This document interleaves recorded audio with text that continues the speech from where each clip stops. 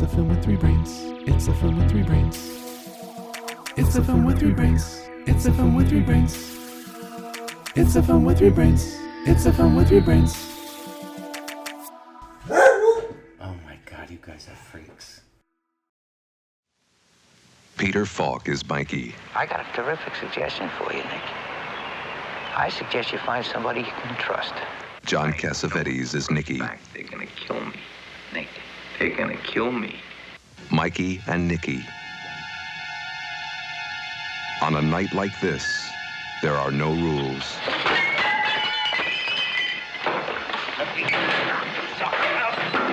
You give me that in 30 seconds, you hear me, or I'll kill you. I'm gonna die. You're not gonna die. What do you think they're planning? To shoot you in a movie house? Mikey and Nicky. I'm really getting the treatment tonight. Tonight's my night. On a night like this, there is no trust. They're gonna kill me. Honey, I'm serious now. Well, I'm not interested. I'm coming with you. There is no time.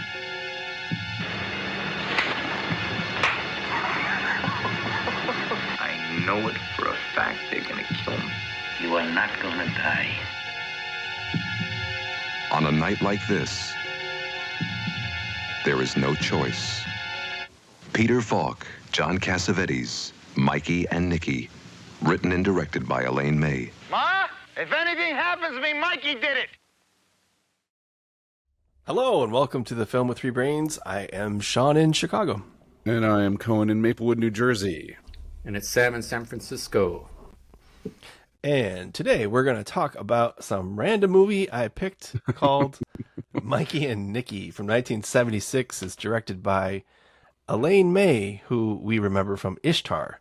Mm-hmm. And I believe, Cohen, we said off air that that would have been a good clue to give for guessing. Elaine May was the director. That probably wouldn't have given it away, but No. I realized after that this is partially, when I picked it, I did know that. And I think it was partially to give her a second chance. Oh, yeah? Because it was Ishtar, Yeah. But I do think that I didn't need to put in the comedy thing because this is not a comedy. No. It's got some funny-ish moments, but No. Kinda. I don't know. It's a crime drama, and for some reason I thought it was like detectives or something. I didn't know they were like mobster guys. It sounds like you didn't know anything about it.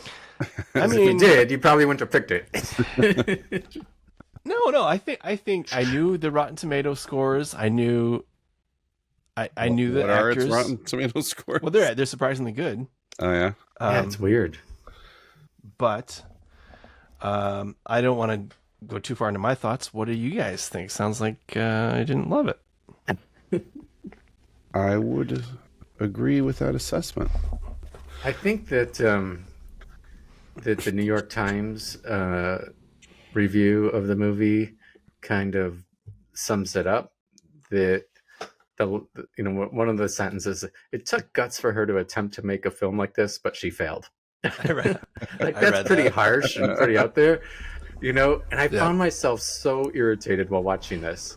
Yeah. And I think what's irritating about it is it's one thing to watch just a bad movie that you go in knowing it's a bad movie and it's going to be stupid. Like you're like, hey, Ernest goes to camp, right? It's going to be dumb and maybe there'll be some stupid jokes.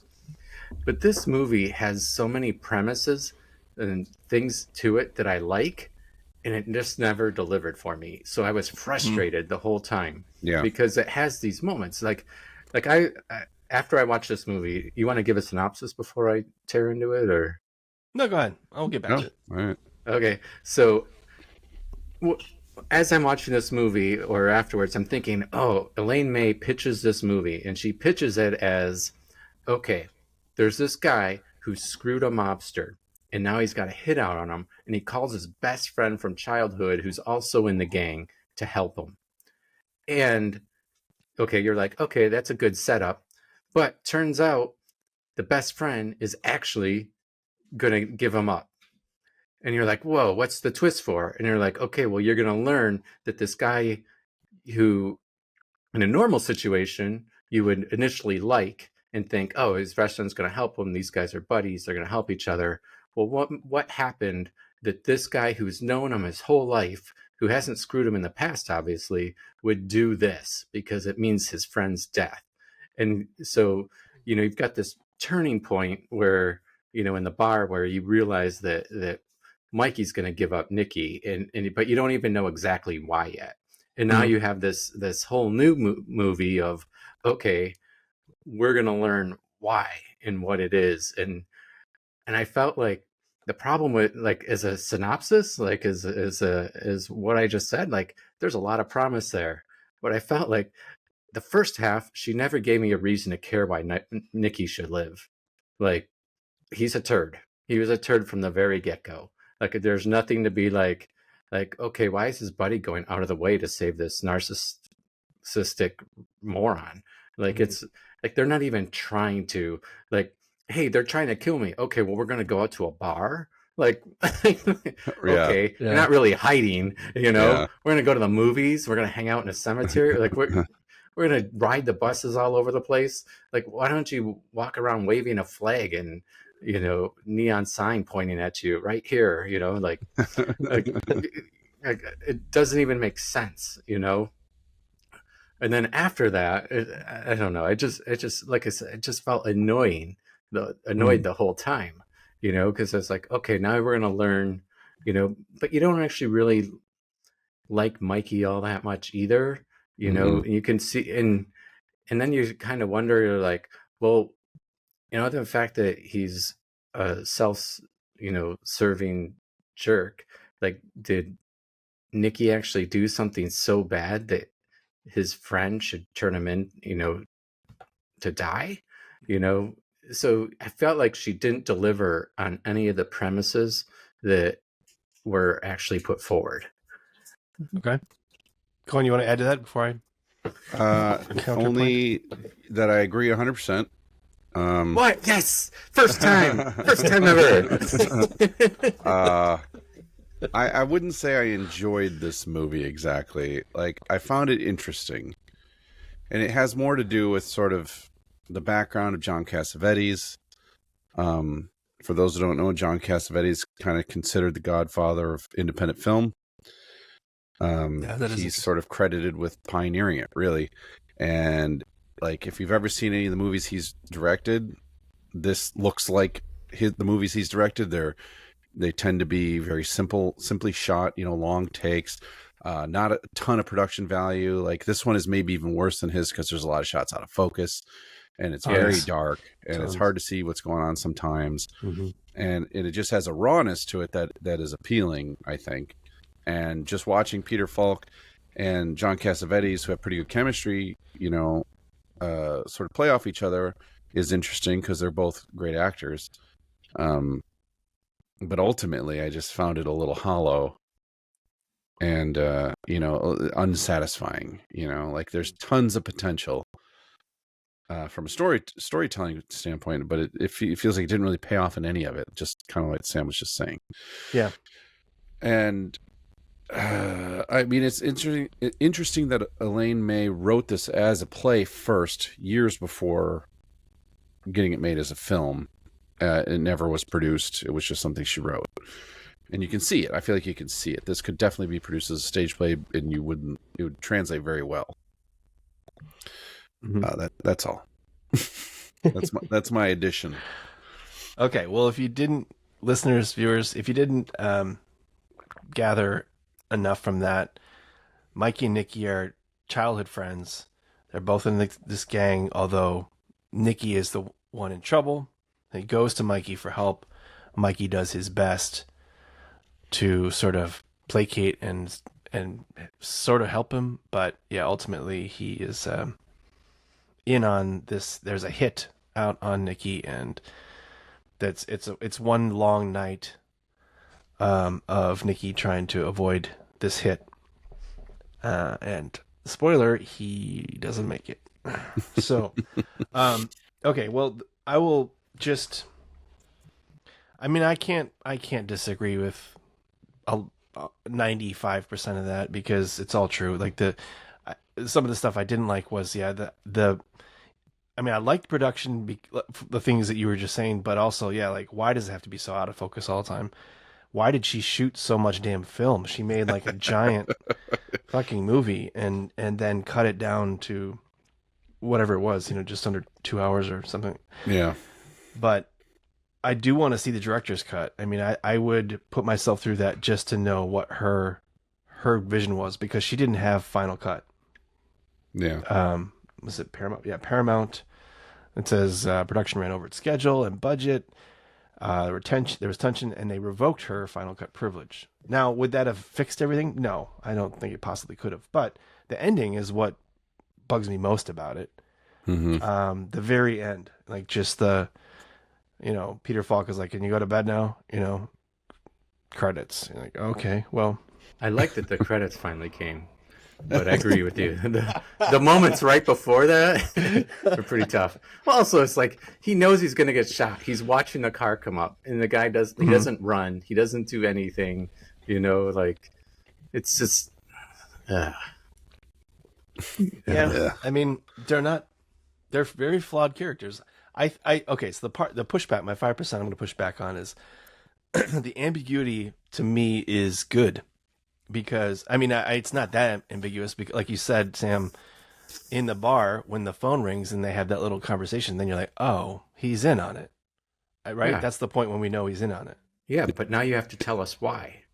Now you have to show us But they why. don't, right? They don't. He doesn't really do a good job of it. Like the most thing we get out of it are these petty complaints, like, hey, you make me look bad in front of the boss, or you treated me like a jerk at the restaurant, like okay, yeah, so that's the whole problem with it, is if you're gonna give us this huge switch from, hey, the hero is actually a bad guy, or vice versa, then you got to tell us why. You got to make us care. You just can't do it, Yeah, but don't you think that along the way you sort of learn what you do and don't like about them? I mean, well, I think certainly, they show us that there's tension there. There's conflict. It's not all, they're not just best friends or anything. There's like, yeah, I mean, the watch is a huge deal. His father the gave him his watch. And then, I mean, it seems like John Cassavetes' character is continually provoking Peter Falk's character, in some way, like he's trying to get back at him for something that we don't really know. Mm-hmm. He seems to provoke a lot of people too.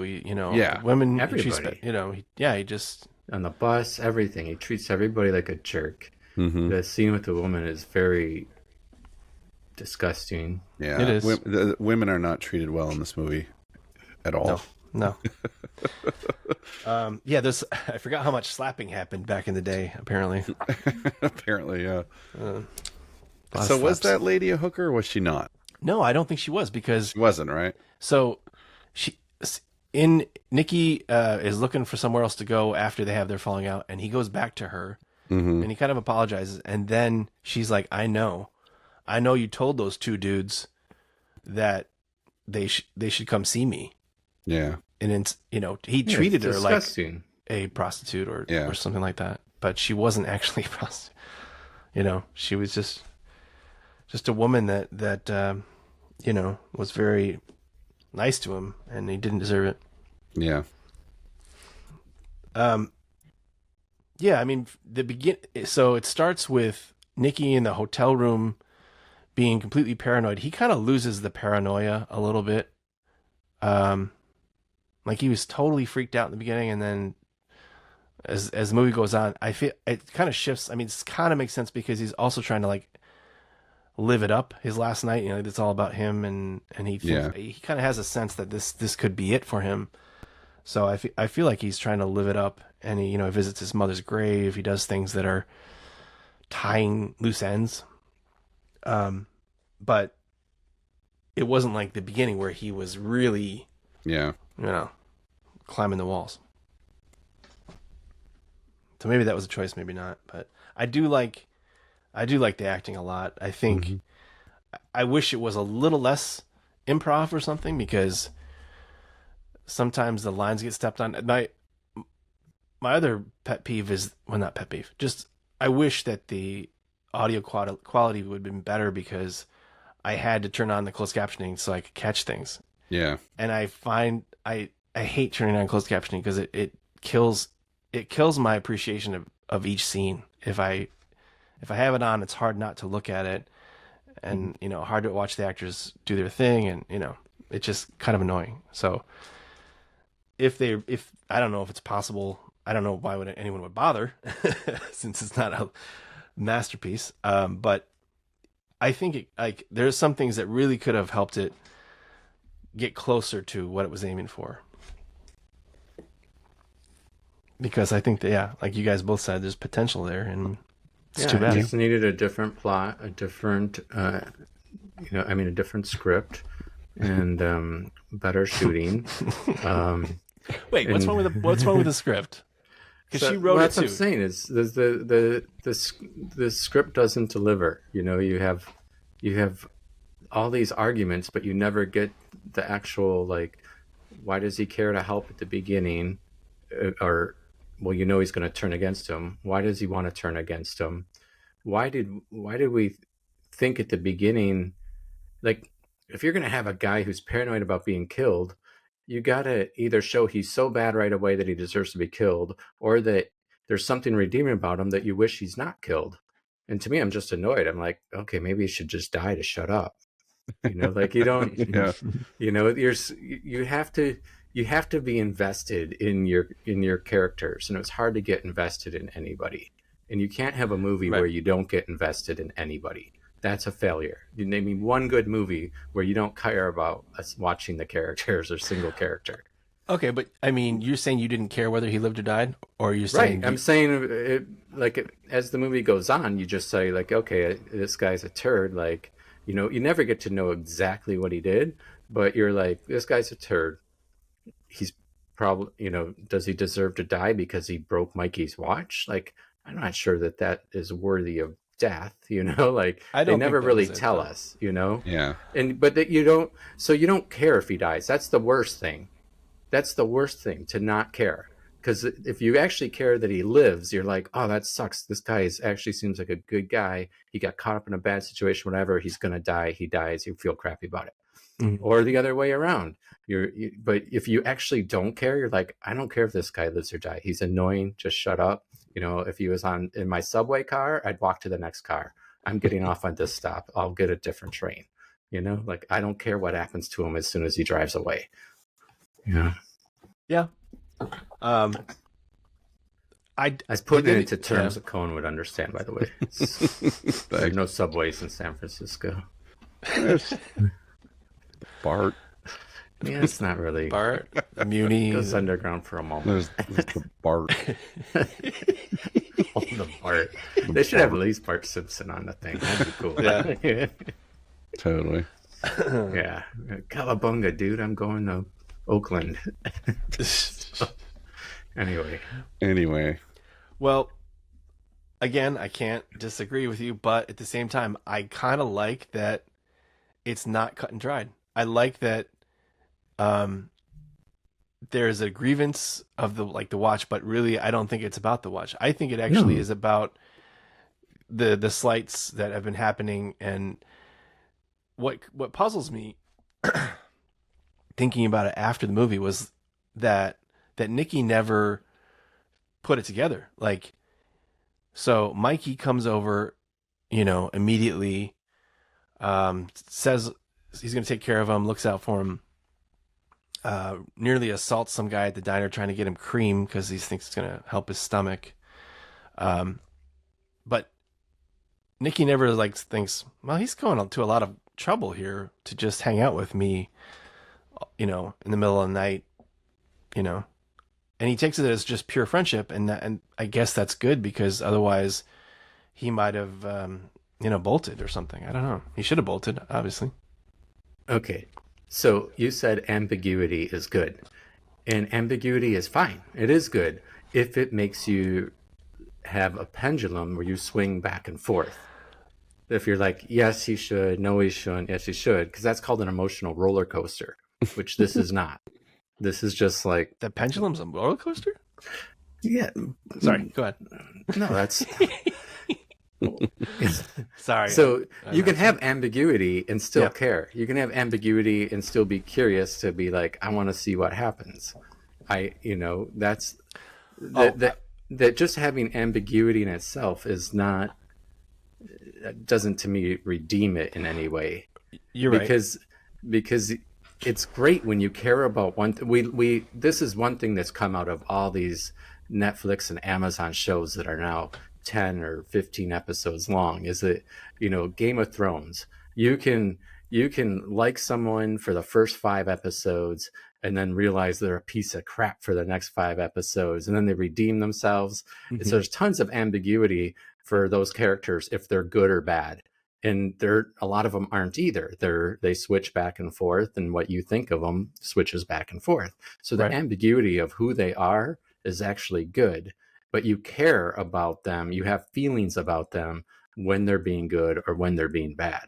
And that's what I felt like this lacked, was the having the feelings for these characters. Is that he never gave me a moment to be like, yeah, I'm cheering for Nicky right now. Like, can you honestly say there's a moment in this movie where you're like, yeah, Nicky seems like, he's a good guy, and maybe he screwed up, but it shouldn't be this.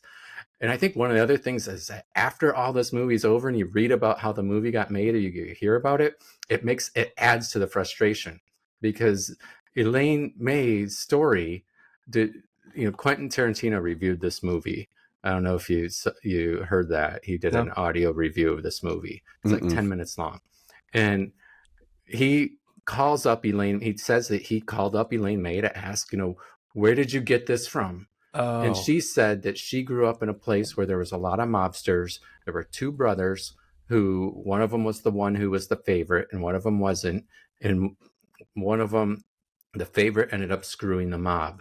And the mob loved the favorite too, but they're like, he has to die. But then what ended up happening is the mob called the mom and said, you send one of the kids to this location, your choice, but one of them has to show up.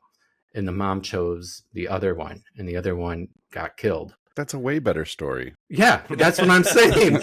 In 30 seconds, Elaine May tells Quentin Tarantino that the story that was the inspiration for this, and you realize how much better of a story it is. You're like, that's really messed up, and it was real. Like, you get to throw that based on true events in front of it like Fargo, but it's actually based on true events. So so as soon as you learn, like, this is one of those things, as soon as you dig deeper, you're just like, oh God, how did it end up like this? All right. Well, okay. It's funny you mentioned Tarantino, because I was definitely thinking about Pulp Fiction the whole time. Oh yeah, there's elements of this where I'm like, Quentin Tarantino could remake this movie. Right. But he still probably wouldn't do a great job on the emotional swings that I'm looking for. But he'd make it more fun. Yeah. Well, I mean, we want Butch to survive in Pulp Fiction because he's gone through a lot of shit, I guess. Yeah. But there's not necessarily any heroes in that story, is there? I mean, we're just fascinated by them. We just you like them. You like them, but you're not. But you don't judge them based on. I mean, there's drug use, there's violence and all kinds of stuff going on in that movie, but it's like the lesser of two evils or something. Like, well, Butch is not as bad as this other guy, or so I like him to live. The big butt. There are a lot of butts. Everybody has a big butt. The thing. See, I said it again. The thing that you just said is that they're interesting people who you want to watch. Like, yes, yeah. That's the whole thing. These 2 guys are not interesting people you want to watch. That's where she failed. If they were a little more interesting, all the stuff, all the drama of going back and forth, or does he deserve or not deserve, you'd care about. You like Butch, you like his history, you like Vincent Vega, you love the friendship that he has with Samuel Jackson. You like all these people. Mm-hmm. You like the way that they look at the world. Of course, you don't think they're heroes. They're gangsters, but you like watching them. You like seeing what they're gonna do next. Same way you like Hannibal Lecter and what he's gonna do next. Okay. There's a difference between what they do morally and if they're fun to watch. And Sure. a movie needs Right. people who are fun to watch. Well, okay. Do you think that the ambiguity you're talking about is more about plot than morality? Because Yeah. what? Yeah, Because I that's feel the like whole point. well, it's not my point. My point is that the ambiguity, the part that I like, is not knowing exactly how I feel about both of these guys, knowing it's going to go badly, and being interested in how it ends. I mean, I'm not saying I love this movie. I'm just saying it definitely kept my attention until the end, and I wish that, I mean, like a scene somewhere in there from their childhood that would inform us on their relationship before this would have helped. I mean, we know where they are now. And I don't know. But that's how you build it up. That's how you get that roller coaster. You show like, hey, this is the time he saved him. This is the time the other guy saved the other guy. This is the time this guy screwed him. You have all these things that build up, like that give you that confusion. You're like, well, in some moments of life they love each other, in some moments it seems like they hate each other, and so that when Mikey actually tips off the hitman, you're like, wow, because there's a theme here that's strong, that isn't to me used quite the right way, is that you can be friends your whole life with someone. They know way more about you than your spouse. It's everything that happened in the first 20 years of your friendship was before they ever even met their spouse. Like, they have all this history, and what does that count for? What? And they hinted at it and talked about it a little bit, but they didn't fully use it, I think, the way that they could have. They told the audience, they didn't show the audience, and you're saying that it probably would have helped if they showed it, and I agree. Yeah.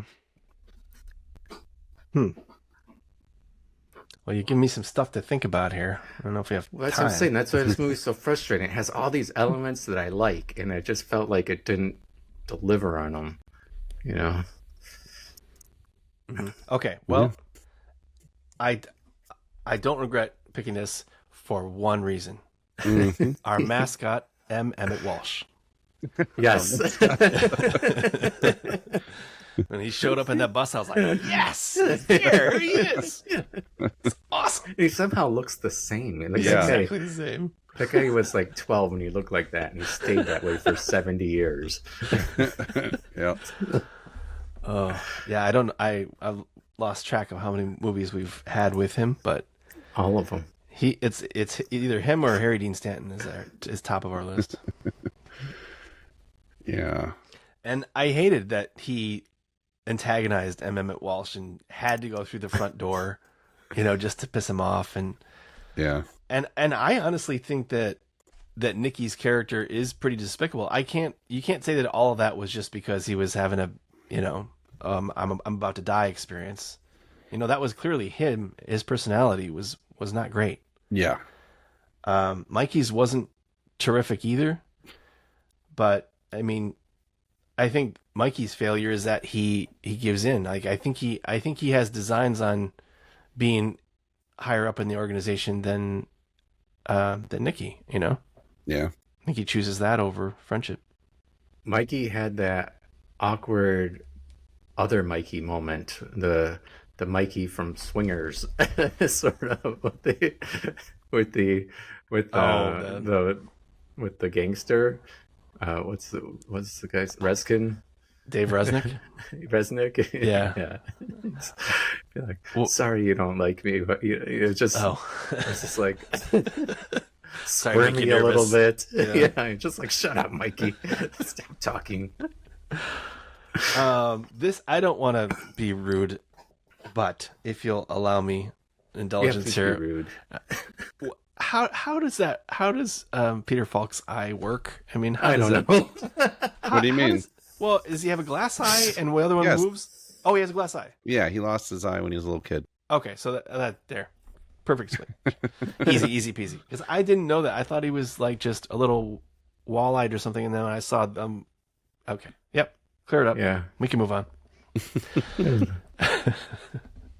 It's awesome. I was speaking of Peter Falk. One thing I did like about, I mean, one of the things I liked about this, and it was a early thing that then passed, is that until you're in the diner when he's trying to get all when he's trying to get the half and half or whatever, you don't really know if Peter Falk is like a decent person or not. And then in the diner, he's in that diner, and when he leaps over the counter and like starts smacking the guy around, he's like, "I'm crazy." I was like, "Oh shit!" Yeah, because I think of Peter Falk as the grandfather from Princess Bride. Yes, and so when he did that, I was totally surprised, and it was like the best moment in the whole movie for me because I was surprised, and the rest was like, okay, you know, I don't know. I also kept thinking that if they made this movie in the '90s, Peter Falk's character would have definitely been played by Joe Pesci. He definitely has that anger. Mm-hmm.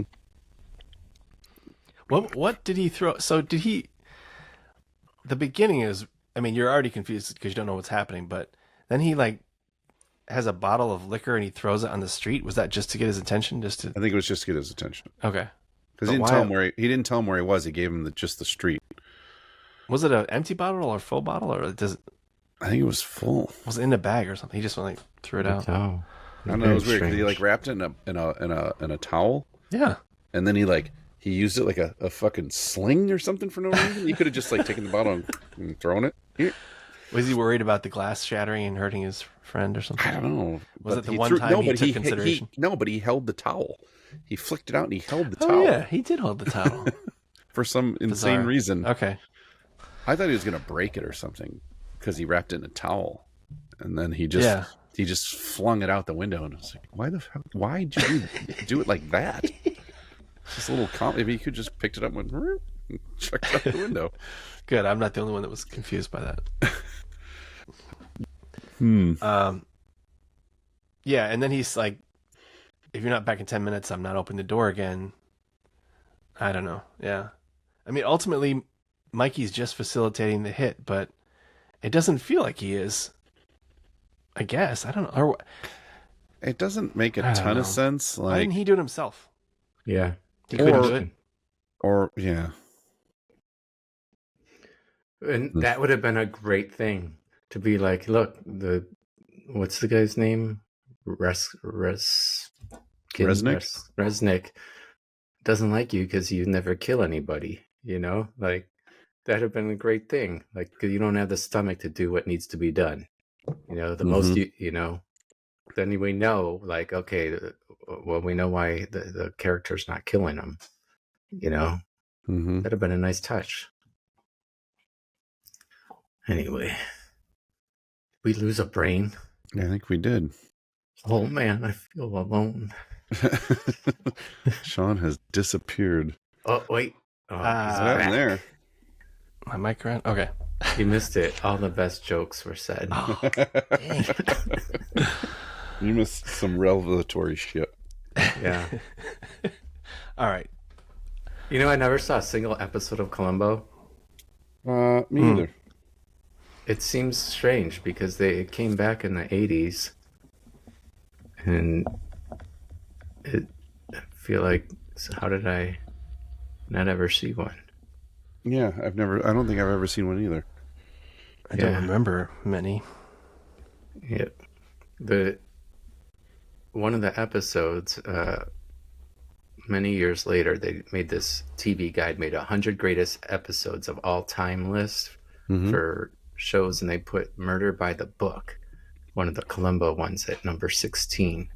And the same magazine ranked Columbo as number 7 on 50 greatest TV characters of all time in 1999. I feel like it's something I should have seen. Yeah.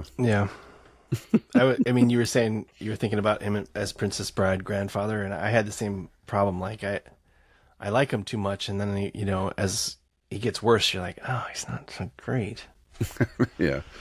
He's kind of an ass. Oh, well. And is he married? Is he married to? He is married and has a kid, right? Yeah. Mikey, right? I mean, because yeah, the scene with the woman when they were both hanging out with the woman, and he was like taking a shot at her or whatever the hell that was. Yeah. I guess that's just like, okay, he's a mobster guy. He's got a problem with philandering or whatever. I don't know. But I thought that scene was going to be more about Mikey trying to restrain Nicky, and it wasn't. It was more about, again, Nicky being the favorite and Mikey not. Mikey feeling second best. And I mean that little speech he does at the end and talks about his brother Izzy, who died when he was young, and he, his father gave him the watch, but Mikey was actually the favorite. I mean, that stuff was telling. There is a lot of subtle like exposition in there, but as you guys have pointed out, we don't care enough for it to pay off. Yeah. So that's there. I don't want to put words in his mouth. Do it.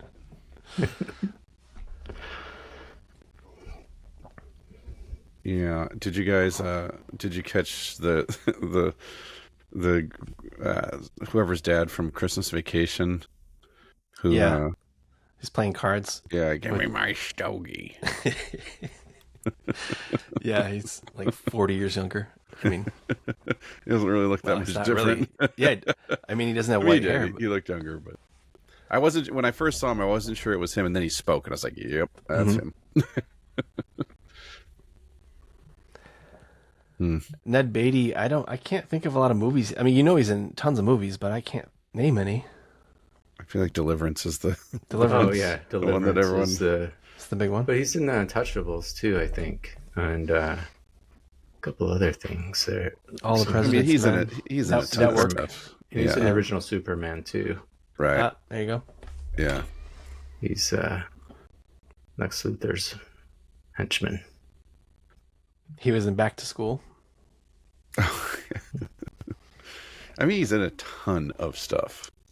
Yep. Yeah, Going back pretty far. I thought But, he was yeah. pretty convincing as the bumbling hitman.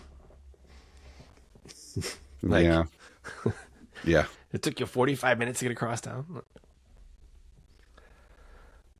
Because he's writing, like, he gets second in Maine or second in South or whatever, and he's writing it on a map. And I'm like, I can't even read what you're writing there. Right. That's not helpful. Yeah. And I like how they kind of both regress to just being boys and trying to blame each other in front of the mob boss. Yeah. Yeah. All right. No other nitpicks. I mean, there's too many, or it's just not worth it. You know what? From a filming standpoint, it was kind of weird, that they had these 3 cameras running all the time. It seems like you said, they shot 1,000,000 feet of film. And it seems weird that the cuts, like when they're having their big argument out in the street, that the dialogue and the cuts and the lighting don't quite match up. It's really weird. It seems like the continuity could have been a little bit better. Yeah, it's it's pretty rough around the edges. Yeah. Just in general. Colin, was this before? What is it called? ACR or what? Or ASR? What is the ADR? ADR? No, I mean, I don't know. I don't really know when that came to be more popular or when people started using it. I mean, there's nothing special about it. You could have been doing it forever, looping dialogue and replacing it. I don't know. I know I've read that, like a lot of filmmakers don't like it because it makes things sound inauthentic, and they are absolutely right. You can oftentimes really tell. So I don't know. I mean, given Elaine May and John Cassavetes sort of the style of it, and him in particular, like I can't imagine they would bother to do that. Mm-hmm. I mean, yeah, the audio is rough, and I mean, do they ever come out and say that they're in New York? Are there any landmarks? I just assume it's New York. Yeah, but like some of the the street names they say, like 14th Street and Hall. I'm like, oh the fuck, what's that? I mean, there's a Hall Street in Brooklyn, but it doesn't intersect with the 14th Street. It's 14th Street in Manhattan, but it doesn't intersect with the Hall Street. They didn't say what airport they were going to go to, did they? I don't think so. It's in Newark. Or... So, maybe it's supposed to be in the Bronx or Queens. I don't know. But anyway, it seemed unspecified. I mean, it doesn't really matter. I was just more or less curious. Yeah, I just assumed it. I had the same thought. Like, this has got to be New York because I can't think of where else it would fit. Because it's about the mob in the 70s, and also everything was late night. The late night theater. All these stores are open. It has to be a big city. Yeah, for sure. I was trying to find when ADR started, but I don't really know. Whatever. But whatever. Yeah, it's old and it suffers from poor techniques and bad lighting and bad recording. I mean, I would be curious to see, like, what did they cut? Like, did she just do 1,000 takes of each setup? And we're seeing the film is a representative of what she shot because they didn't not use stuff. They just did so many takes, or that's what I'm wondering. Like, or did they just let their cameras roll while shit was going on that was just totally unusable because there was nothing interesting going on, which is tough when you're shooting film. You only got about 11 minutes a take, per camera for the bigger, 800-foot roll or whatever the hell. So you got to be switching the magazines out. So you can't. It's not like today where you can just set up your digital camera, just let the thing run for an hour. Yeah. Peter Fox said it was initially kind of confusing because she would let the cameras roll, and Cassavetes was okay with it and keep talking. And sometimes they'd finish what he thought was the script, and then they'd keep filming. And he said it took a while to get used to that because sometimes they'd just be ad-libbing things then. And he said the one thing it made you do eventually is forget that the camera is there. Because you realized it was just always on. And there was even a joke that they said that the two of them walked off the stage, and the assistant director yelled "cut," and Elaine May said, "No, keep it going. They might come back."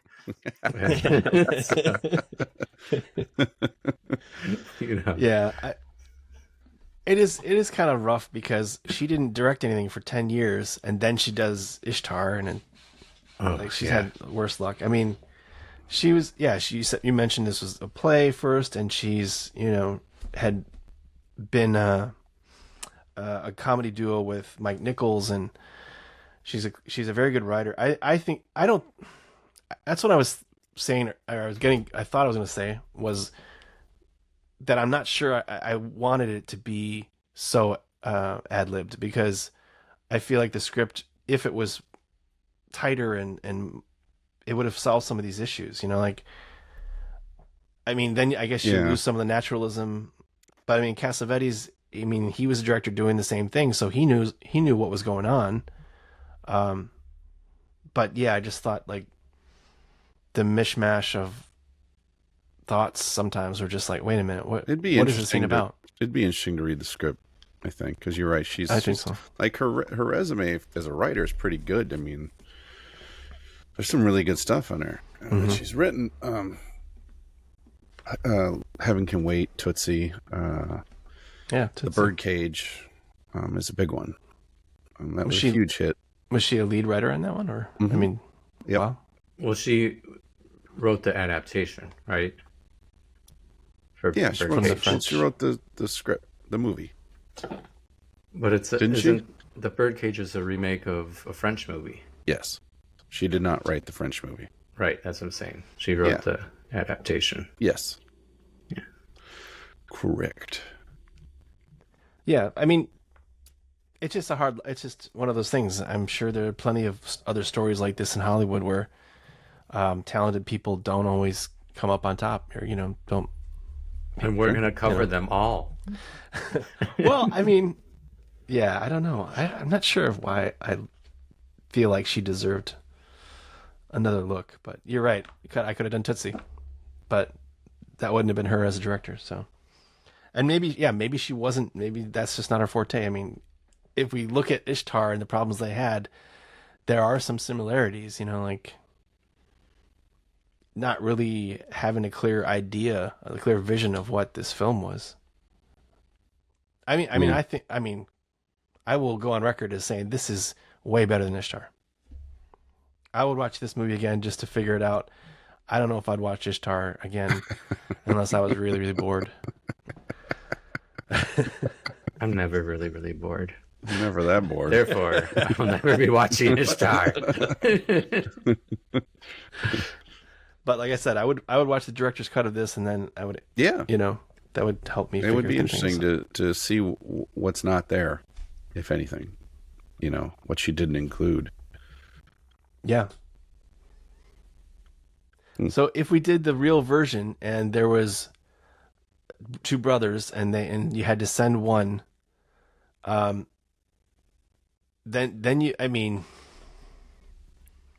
they're two brothers. I think this movie is still kind of a buddy movie, even though it's a horrible one. Yeah. It's like the opposite of almost every buddy movie, because instead of growing closer together, they drift apart, and betrayal and all that crap. And they're really flawed characters. They're I don't know if there's. I'm curious about like Mikey. Is he going to be redeemed? Is he going to, after this, do something different? He's going to go celebrate eating a few cheeseburgers. The Kahuna Burger? That's a Stand By Me reference. Burger. He loves. When they ask he asks him what Lard Ass is going to do after he got his revenge, he says, I don't know, go celebrate with a couple of cheeseburgers. How about he goes back and guns them all down?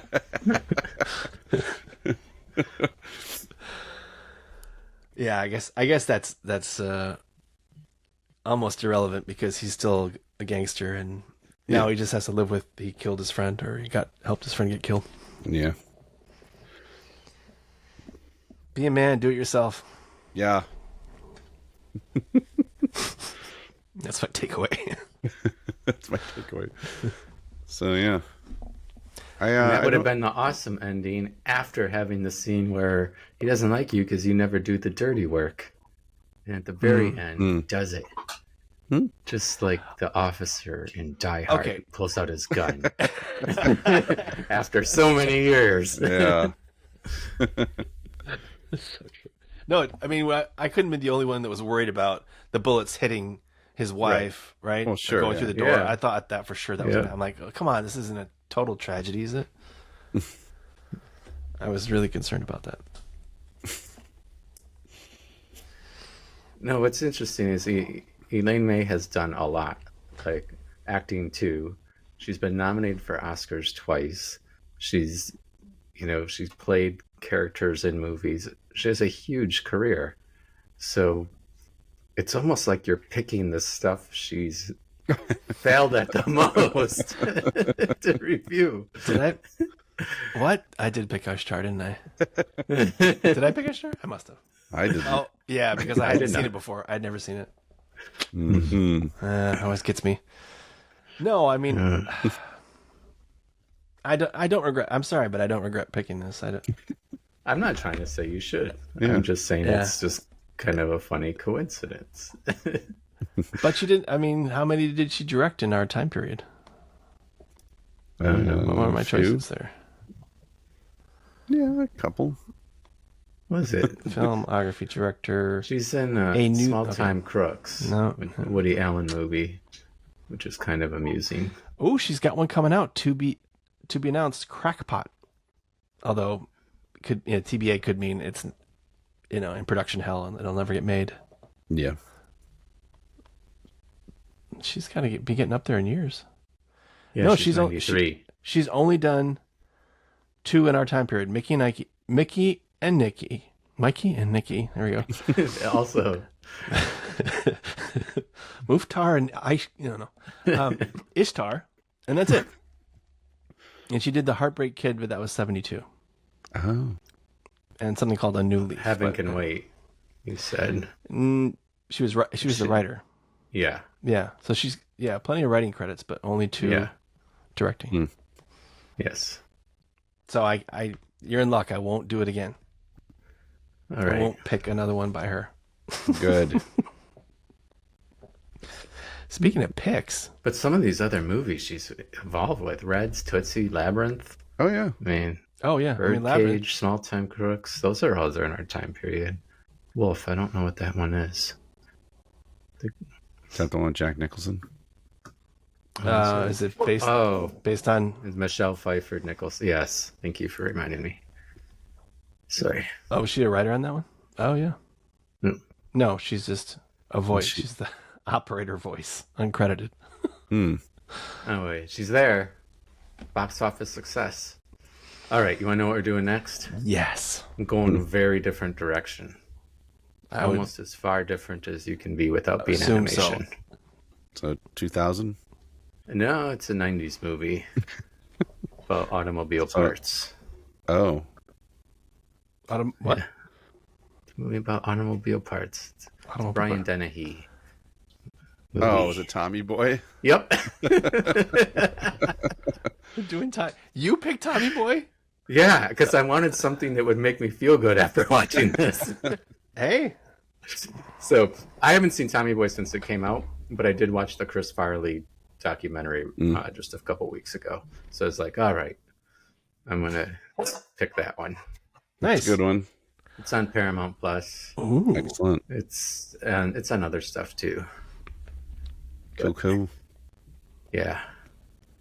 Anyway, it's very different direction. Yeah, indeed.